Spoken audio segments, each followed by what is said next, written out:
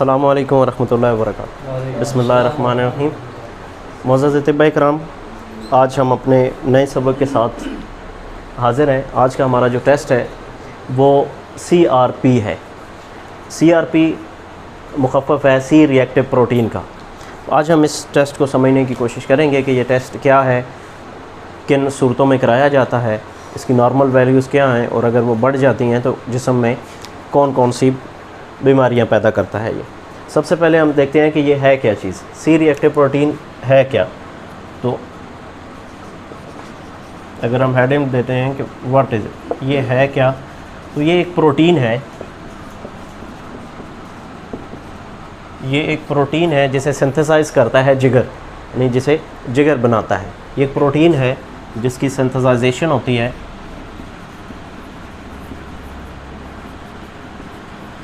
Synthesise in liver. Synthesise होता है ये जिगर में, और जिगर फिर इसको खून में जो है वो शामिल कर देता है।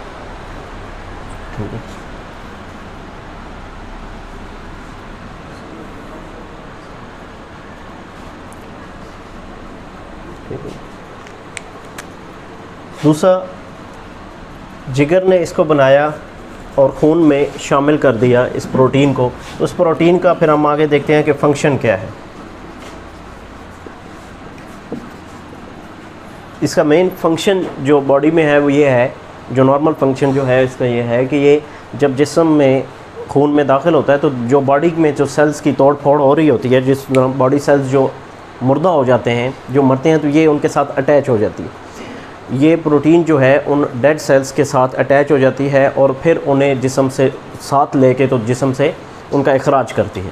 ये इसका एक नॉर्मल इस प्रोटीन का जो है वो फंक्शन है बॉडी में कि ये डेड सेल्स के साथ जुड़ जाती है और उसे फिर जिस्म से खारिज करती है। इसका फंक्शन क्या है कि ये बॉडी के जो डेड सेल्स हैं अटैच्ड विद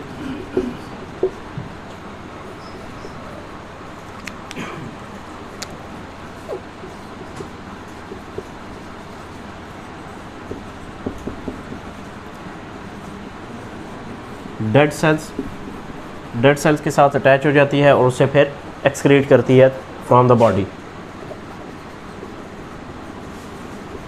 एक्सक्रीट फ्रॉम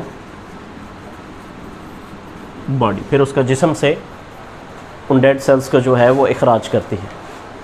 ये कब करवाया जाता है या क्यों करवाया जाता है, ये टेस्ट हम क्यों करवाते हैं या ये टेस्ट हम कब करवाते हैं? जब जिस्म में कहीं भी इन्फ्लामेशन हो तो उस वक़्त ये टेस्ट करवाया जाता है। वो इन्फ्लामेशन जो है, किसी भी इन्फ्लामेशन बेसिकली हम कहेंगे कि कहीं भी जिस्म में सोजिश पाई गई है, तो ये सोजिश जो है वो किसी बैक्टीरियल इन्फेक्शन की वजह से भी हो सकती है, वायरल इन्फेक्शन की वजह से भी हो सकती है।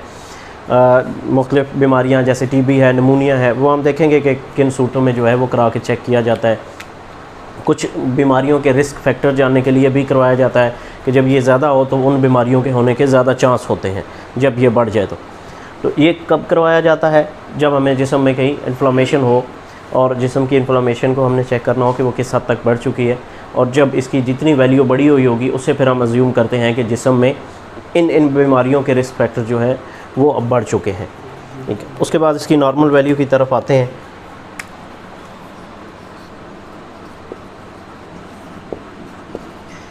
ये इसकी नॉर्मल वैल्यू 1 mg पर डेसीलीटर से लेस होनी चाहिए।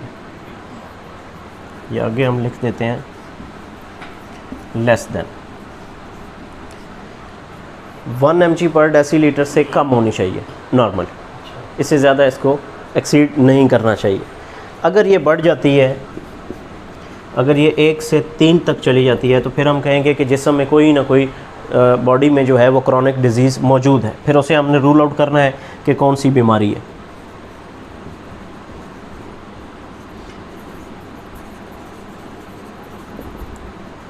कोई ना कोई बीमारी जिस्म में मौजूद है जिसकी वजह से ये इन्फ्लामेशन हुई है। सी रिएक्टिव प्रोटीन अगर 3 से, और अगर वो 3 से ज़्यादा चला जाता है, अगर 10 तक चला जाए बिलफर्ज, तो फिर हार्ट अटैक के चांसेस बहुत ज़्यादा बढ़ जाते हैं। यानी हार्ट डिजीज़ का फिर जो रिस्क है वो बहुत ज़्यादा हो जाता है।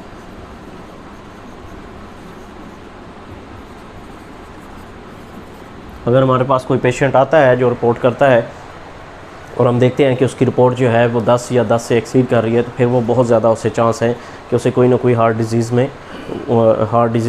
हो सकती है, यानी उससे चांस ज़्यादा हो जाते हैं, बढ़ जाते हैं। इसी तरह अब हम ये क्यों बढ़ जाता है ये अब देख लेते हैं कि ये जिस्म में बढ़ता क्यों है। तो वो हमें कुछ बीमारियां नज़र आती हैं कि जिनमें जो है जिस्म में सोजिश होती है, जिसकी वजह से ये बढ़ जाता है। जिसमें सबसे पहले हमारे पास जो है बैक्टीरियल इन्फेक्शन में हम देखें तो टीबी आती है, ट्यूबरकुलोसिस। टीबी में जो है ये बढ़ जाता है।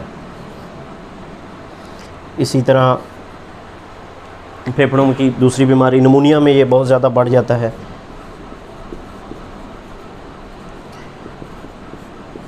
वहाँ भी फेफड़ों में जो है वो सोजिश हो जाती है। इसी तरह मुख्तलिफ़ कैंसर्स जो हैं उनमें भी ये बढ़ जाती है, मुख्तलिफ़ किस्म के कैंसर्स में भी ये बढ़ जाती है। इसी तरह कुछ ऑटोइम्यून डिजीज़ हैं, जैसे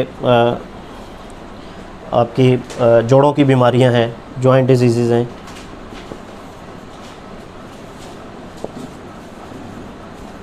जोड़ों की बीमारियां जैसे गाउट है, नकरस वगैरह है, वजल मुफासिल है, इनमें जोड़ों में जो है वो इन्फ्लामेशन जो है वो बढ़ जाती है, सोजिश हो जाती है।